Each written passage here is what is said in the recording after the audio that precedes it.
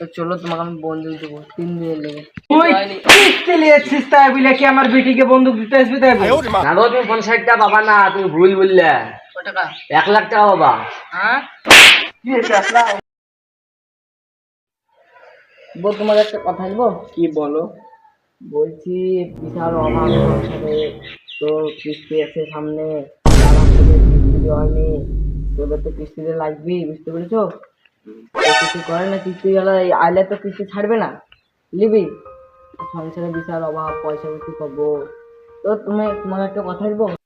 কি তা বলো? রাগ করবা না তো? আগে বলো তো।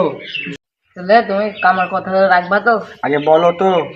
বলছি সংসারে তো বিশাল অভাব, তা তুমি রাখবা কি? বলো আগে তো কথা। আগে বলো তো কথাটা কি? বলছি তেমন পয়সা সংসার বিশাল নাই, তো চলো তোমাকে আমি বন্দুক দেবো 3 দিনের লেগে। কি তুমি আগে বন্দুক দিবা? তোমার এতদিন সংসার করলাম আর তুমি আজকে বন্দুক দিবা?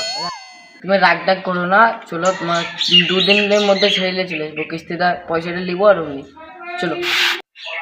চলো তাহলে তোমার বন্দুকটা দিয়ে আসি, কিছুদিন তাহলে অপেক্ষা করো, তারপর আমি তোমাকে ঠিক ছেড়ে দেবো, বুঝতে পারছো? 3 দিনের ব্যাপার। চলো তাহলে, বুঝতে পারছো? কোথায় গেছো? কেন তুমি জানো না তোমার চাচিকে বন্দুক দিতে আছে, কিস্তি 3 সপ্তাহ ধরে পয়সা দেওয়া হয়নি। থাকো তাহলে, আমাদের দেরি হয়েছে। রাজেশ চাচা তো কমেলা চাচিকে বন্দুক দিতে এলো, যে লালন চাচা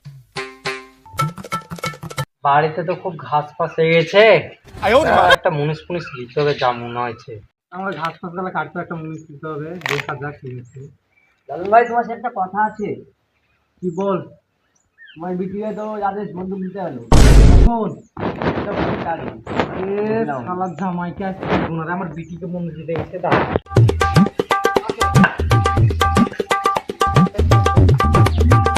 বেটু, হ্যাঁ, তোর কমেলা চাচিকে বন্দুক দেবো। আমার বন্দুক টন্দুক নিয়ে নে। কেন? আমার অন্য কিছু দাও, অন্য বন্দুক নেবো। মেয়ে ছিল বন্দুক নিয়ে আরে নে। বিশাল বিশাল পয়সা শর্ট, বুঝতে পেরেছো? কিস্তিওয়ালা আসবে, কিস্তি কি করে দিব? থাকো, যেমন পারবা না আমি তাহলে যাই। এই তোকে যে আমি এত দিয়াতে গাড়ি দিলাম, টাকা দিলাম, পয়সা দিলাম, গাড়ি ফাড়ি তোর ঘর সাজিলাম, খাট দিলাম, ফ্রিজ দিলাম, ওগুলো সব কি এলো? হ্যাঁ, তুই আমার বেটিকে বন্দুক দিতে এসেছিস? কদিন ধরে কিস্তি তুই দেওয়া হয়নি। কিস্তি নিয়েছিস তাই বলে কি আমার বেটিকে বন্দুক দিতে আসবি তাই বল? পয়সাই নাই আমার কাছে, কি করবো? কিস্তিওয়ালা শুনছে না, আজকে আসবে কিস্তিওয়ালা শুনছে না? তুই আমার বাড়িতে যাবি, কটা লাগবে?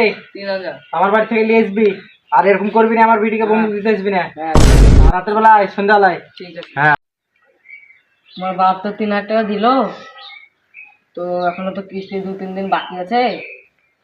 রেশনের দোকানে কিছু টাকা 2000 টাকা মতন পাই, ওটা দিয়েছি। আর চার দোকানে 200-300 ওটা দিয়েছি। হারিতে আসলা কি হয়েছে? বাপ কিস্তি গেলে দিল পয়সা। রাগ করো না তুমি, বুঝতে পেরেছো? আমার কাছে একটা ভালো বুদ্ধি আছে, আচ্ছা, বুঝলা? বলো। পয়সা লাগবে না, মানে এবার যে কিস্তি বলে আসবে, এবার কি দেওয়া পয়সা? আমার কাছে একটা ভালো বুদ্ধি আছে, বুঝতে পেরেছো? এটা বলো। বলছি কিস্তিওয়ালা আসবে, মানুষ তো মারা গেলে কিছু টাকা, মানে ওরা 50,000 টাকা দেয়, তোমাকে কিছু বেশি কিছু করতে হবে না, মরে যাওয়ার অ্যাক্টিং করতে হবে। কি আর মরবো? ও আর রাগ করো না, একবার করো, 50,000 টাকা পাবো তো, কিস্তিও মাফ। ঠিক আছে। ঠিক আছে, আসো তাহলে, আসার টাইম হয়ে গেছে। আমার তো কিস্তি দিচ্ছে না, আমাকে যাতে করে কিস্তি নিতেই হবে। যাই যে লিগে বাড়িতে আছো নাকি? কিস্তি লাগবে। বলতো আমার বোতল নাই, উপরে গেছে। সপ্তাহখানি কিস্তি দেওয়া হয়নি, আজ কিস্তি লাগবে। আমার বোন নাই, উপরে চলে গেছে। এই তো নিচে শুয়ে তোমার বউ। ওই উপরে নাই গো, মরে গেছে। এই তো নিচে।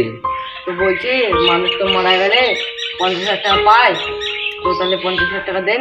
হ্যাঁ, নাটক করছে না কি হচ্ছে তো আর চেক করি। 50,000 টাকা তো বললো, 1 লাখ টাকা বলে দিই।